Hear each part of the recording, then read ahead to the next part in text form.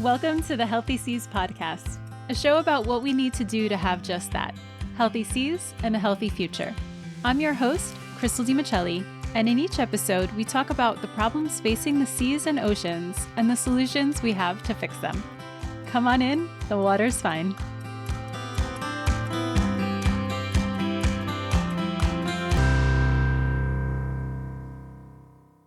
Today, I'm excited to be talking to Emily Owen, the Marine Program Director of the organization WildAid. One of the key focuses of WildAid's work is its dedication to scaling the enforcement of marine protected areas in order to end illegal fishing and boost ocean conservation efforts.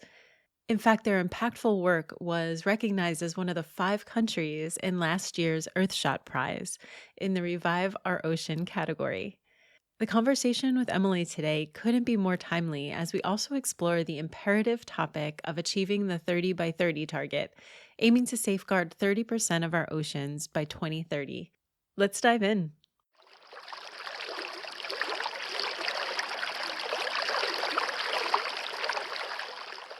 Emily, thank you so much for joining me today on the Healthy Seas podcast. It's so great to have you.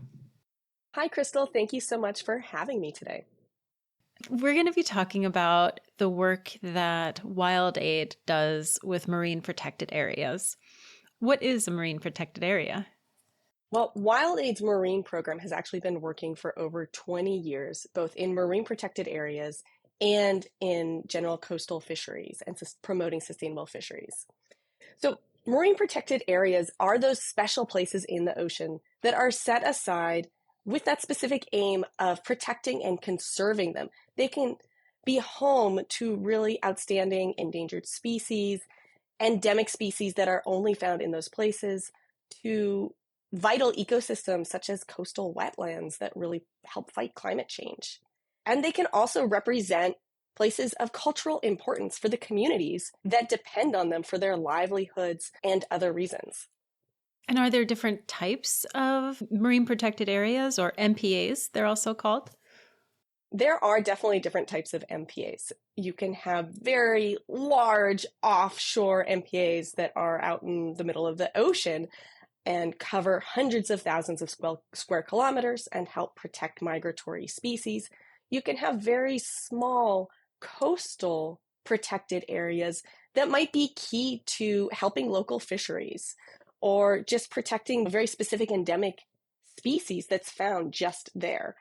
One of my favorite types of protected areas are those that help protect coastal wetlands or blue carbon habitats. And those are talking about mangroves, seagrasses, and salt marsh. And these are ecosystems that not only provide a refuge and nursing area for lots of biodiversity, but also help support fisheries, coastal livelihoods, tourism, while at the same time, they mitigate climate change by sequestering a whole lot and storing that carbon in that soil, actually. I worked many years on coastal wetlands protections, and so I get kind of excited about them. But they do that, and they help buffer shorelines. So at WildAid, one of the things we're excited to do is help make sure that the communities and governments and NGOs who are aiming to protect any of these types of MPAs, really, be able to have the tools to do that. I actually don't know if I knew that MPAs could also be coastal. For some reason, yes, I'm not sure. Yeah, they can. That I'm thinking Absolutely. about it. But anyway, and what can you do or not do within these areas? That depends really on the type of MPA it is. What you can or can't do is often tailored to those specific circumstances. You can have MPAs that are either highly or fully protected where very little extractive activity takes place. So there might be no fishing, no deep sea mining, no other extractive activity, but tourism could be allowed. And then you have other MPAs that might allow low levels of fishing or culturally based sustainable fishing. In the case of some Polynesian islands, for example, where they're lower impact on the habitat. And really, I've worked in different types of marine protected areas, and they each have their own challenges and their own benefits. And why are they important? Marine protected areas can actually help nature regenerate and are so important to ensuring that we can promote a healthy ocean. We as human beings depend on the ocean so much. It covers 2/3 of our planet. It provides protein and supports livelihood for billions of people around the world. It powers our atmosphere, it stores carbon, and it's also home to some of the most outstanding biodiversity that exists on our planet. I mean, if you just think about the countless species that are found in the ocean, by setting aside those large areas to ensure those migratory species have safe passage, as well as ensuring that species are able to have nursery habitat so that they can reproduce. Marine protected areas can act as a refuge so that these species can become more resilient, their populations become more resilient, and are able to better handle changes to the planet and other pressures that are mounting, such as illegal fishing, overfishing, habitat destruction, climate change, really by saying there's something out there that needs to be protected and it's worthwhile. That's what these marine protected areas do. The establishment of these zones is gaining traction in that nearly every single nation on Earth has committed to the 30 by 30 pledge to protect 30% of the world's oceans by 2030. However, many of these areas are no more than quote unquote paper parks, meaning, they're a park on paper, but in reality, they're not being patrolled, they're not being protected the way that they're intended to be. So, what are some of the biggest challenges in enforcing MPAs, and how do you overcome them? Well, you hit on such a great point, Crystal, which is I love the momentum around ocean protection, and we need these hard targets of 30 by 30 in order to really put in place a structure so that we can conserve our ocean. And then we get to the hard part, which is that implementation. To be honest, I've worked for many years in creating marine protected areas and working with communities and governments and researchers and local NGOs and international NGOs and trying to figure out okay, where's the best spot to do it? What makes the most sense for the communities who depend on it, and getting it through the political process. And then it's created and it's so exciting. And then what happens? And so what happens then is the actual implementation, and you need management plans and you need enforcement plans. And these can be pretty daunting to organizations and agencies on the ground that are now responsible for not only managing, but patrolling and enforcing hundreds of thousands of square kilometers. We're talking about areas that are massive. And so these challenges, for example, include staffing, so that their local agencies have rangers on the ground who can go out and do patrols.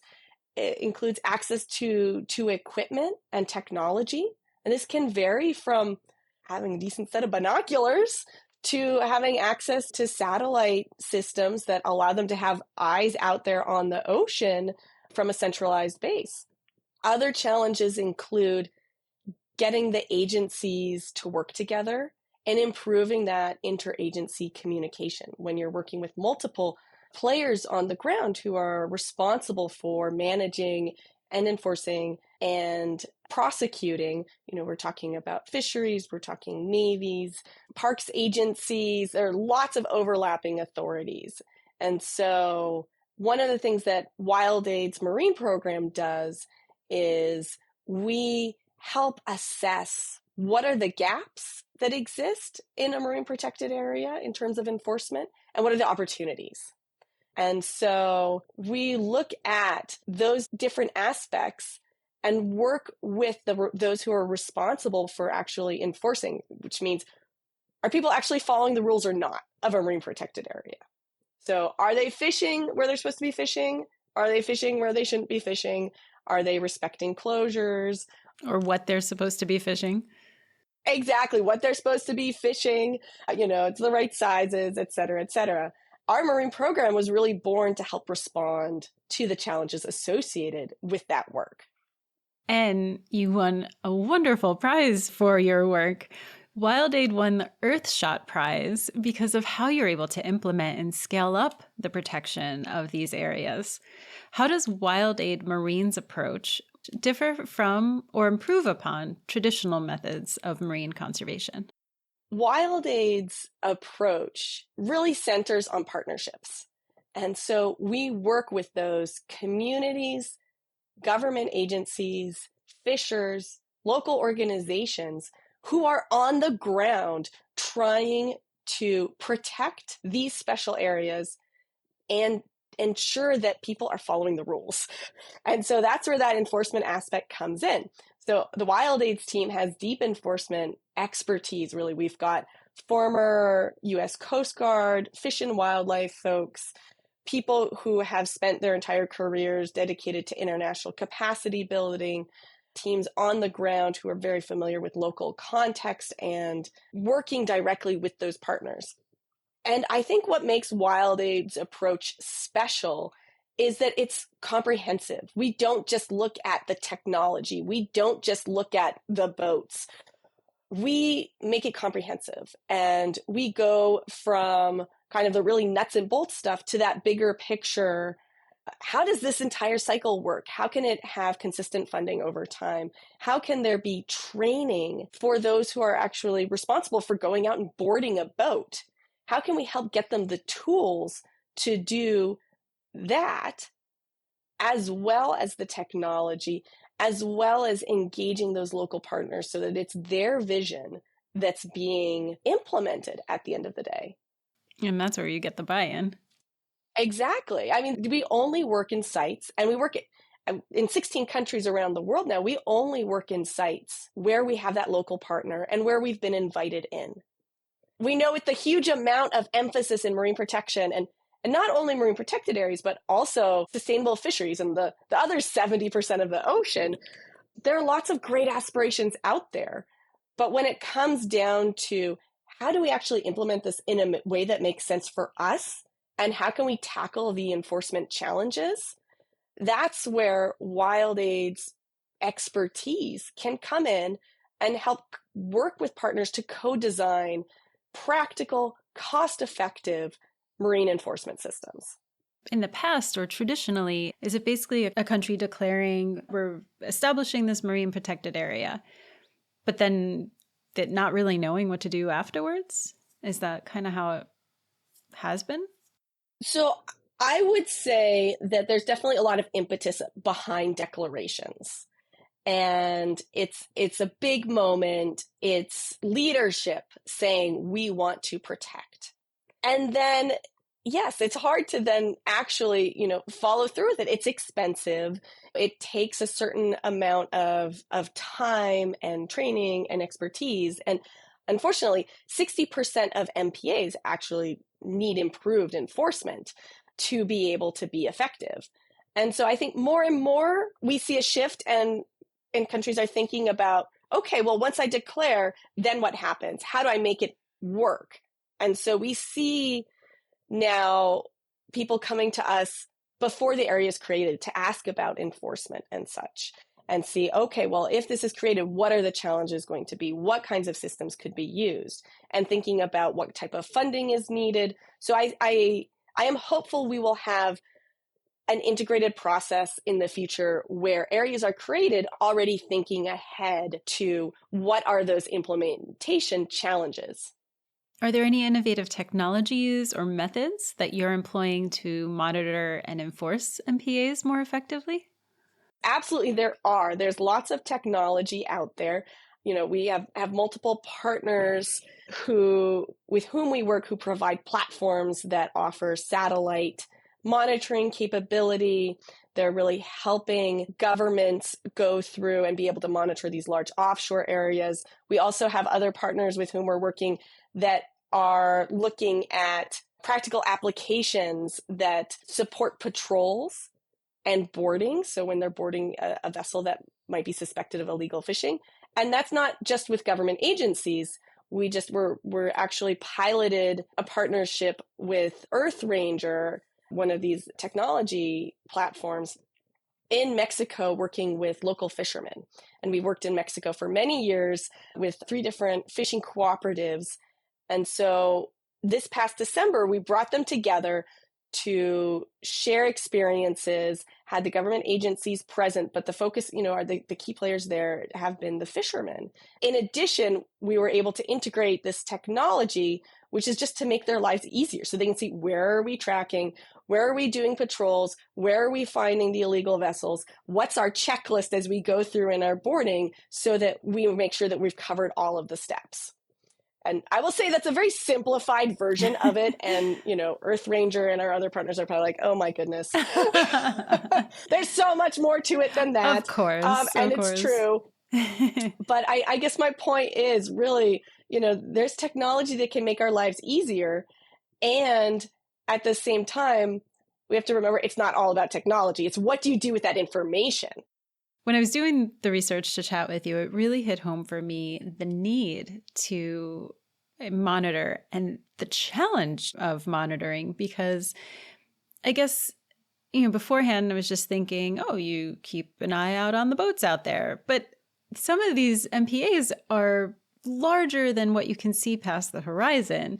And you have just one little boat. Like when you look at these satellite images of the size of the footprint of these MPAs, and then like the little dot that's the boat, of course, like, it's nearly impossible to figure out who is where and when and what they're doing.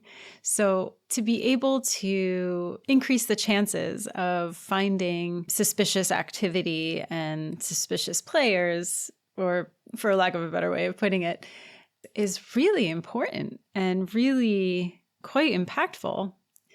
And you also mentioned before key players being fishermen. And when I think of an MPA, and it might not necessarily be what other people think, but when I think of an MPA, I am thinking of an area that's a no-take zone.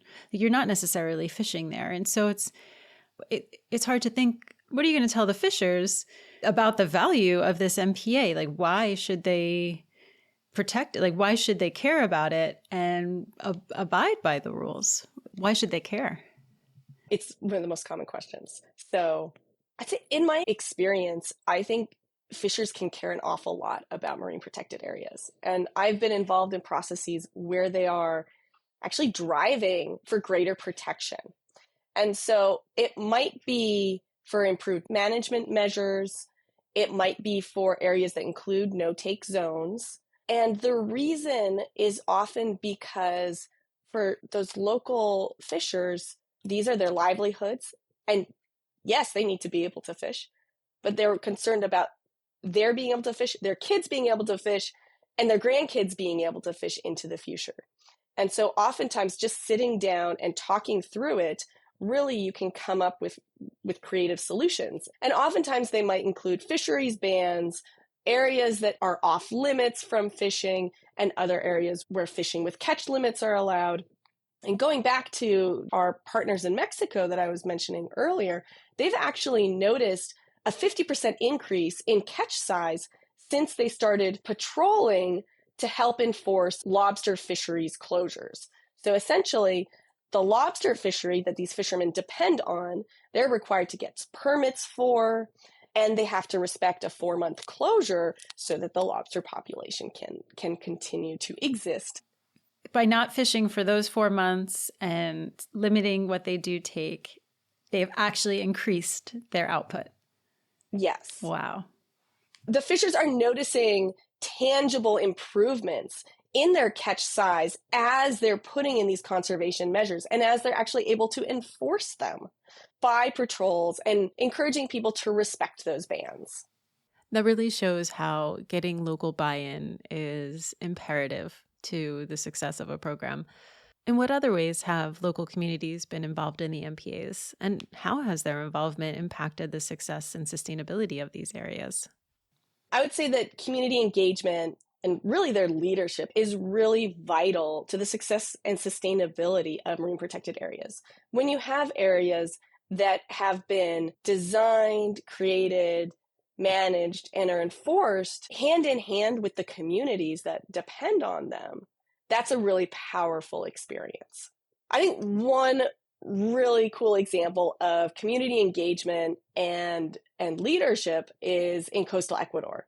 So the Ecuadorian government has granted stewardship of mangrove forests to local communities and fishermen.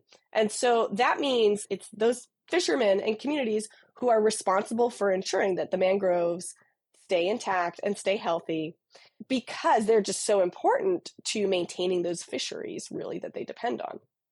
So these fishermen out in coastal Ecuador are really very passionate and dedicated to patrolling and protecting these ecosystems. And one of the things that WildAid's able to come in and do is support those patrols, help them work together with the Ecuadorian Navy to make sure that everyone is safe, and also be able to document and report any mangrove cuts, any illegal fishing, etc., that they find along the way.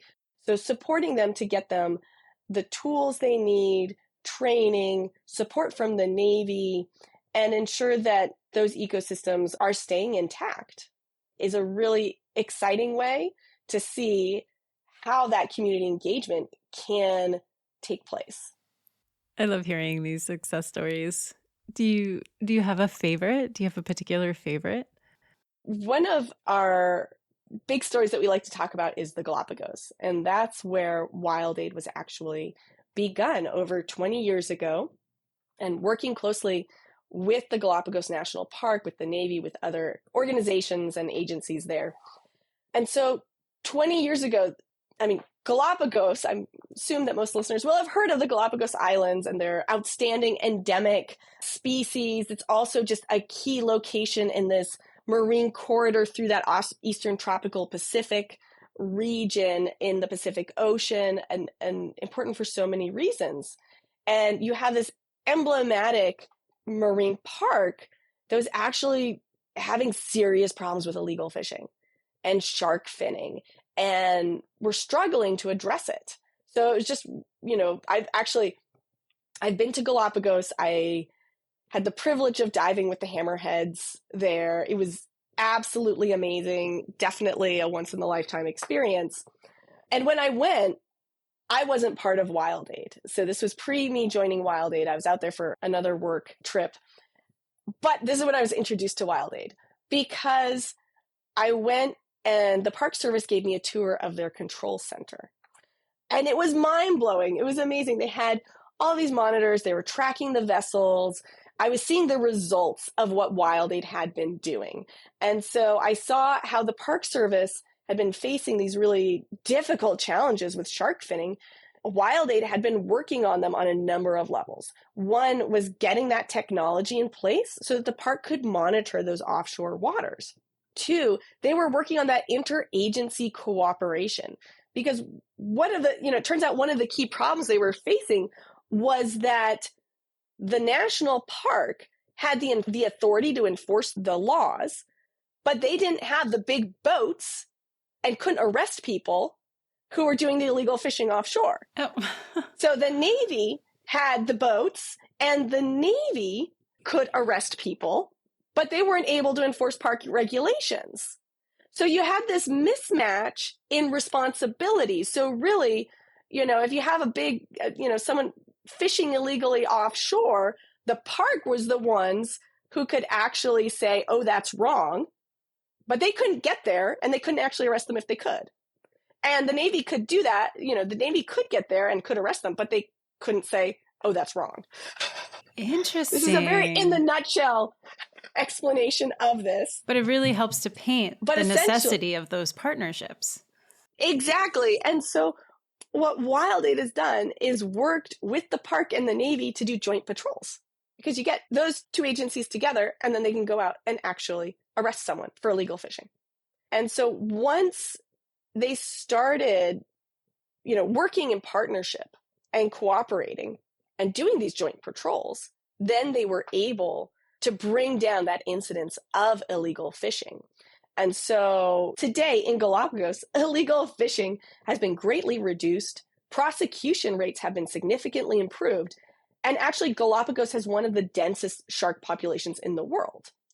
So, I love this story because I came in when a lot of the hard work had already been done, and I saw the fruits of the labors. And, I love learning about that and hearing from the people who have gone through this and seen how these changes can actually help and protect. And today, Galapagos, in terms of their marine enforcement, is one of the leaders, not only in the region, but in the world. And so we help facilitate knowledge sharing exchanges between other countries and other agencies or organizations who want to see, like, what does a successful enforcement system look like? And how did that happen?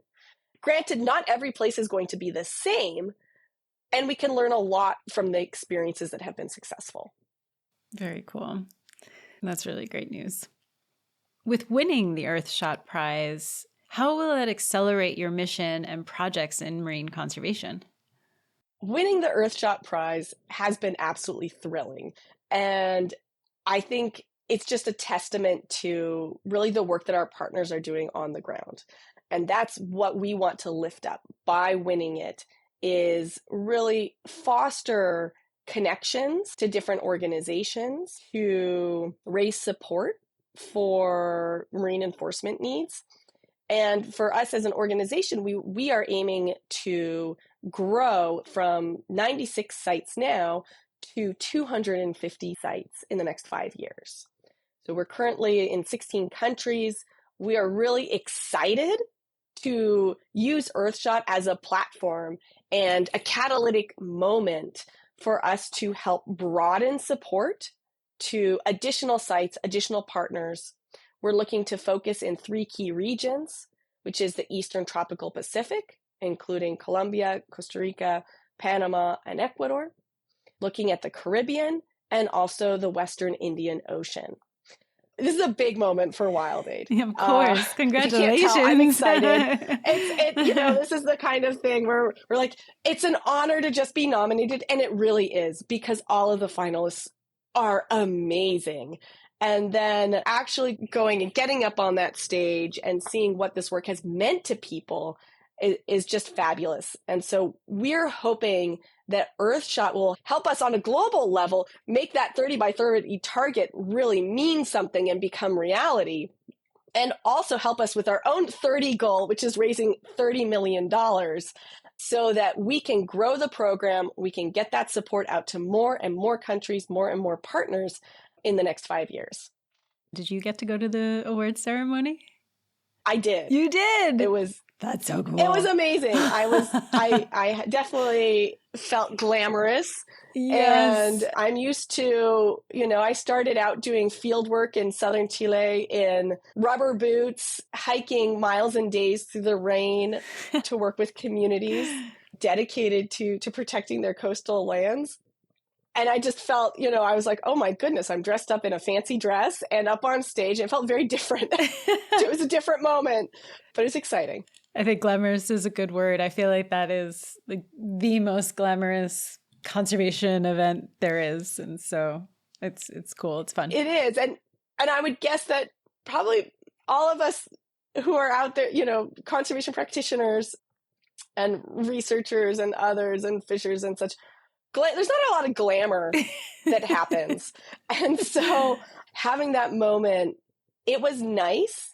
And I'm excited to take that energy and just apply it back to the work. Yeah. Yes, it's nice getting up on the stage. That's thrilling. I'm so grateful for the opportunity that we've got and get this platform for getting that message out, Yeah. Who wants to help support this mission? Who would benefit from additional enforcement expertise? How can we make this happen? Yeah, I mean, that makes the prize invaluable. Exactly. Mm-hmm. So, can the listener do anything to help marine protected areas, to support them? I think listeners, by all means, can get involved and support ocean conservation writ large in terms of looking at preventing illegal fishing, being aware of the type of fish that you consume, if you're able to find out where it's from and track that, that's always helpful. I didn't mention this earlier, but illegal fishing is a $23 billion industry. And so, yeah, that's why we're doing what we do, and paying attention to what we consume, where we go, how things are being protected, how things are being sustainably managed. That all helps. Is there anything else that you would like to mention before we leave? This is a really exciting moment. We see so much excitement and enthusiasm about marine protection and sustainable fisheries. 30 by 30 is now gaining momentum. We hear more and more communities looking to protect their waters, and we want to help ensure that they've got the tools to do that. So at WildAid, we are setting that goal of reaching 250 sites in the next 5 years. And in order to do that, we are looking for like-minded supporters and partners as we have an ambitious goal to raise 30 million to help make these conservation policies get put into action on the ground and really make that promise of marine protection a reality. Emily, thank you for joining me today. It's evident how WildAid won the Earthshot Prize. Keep up the amazing work.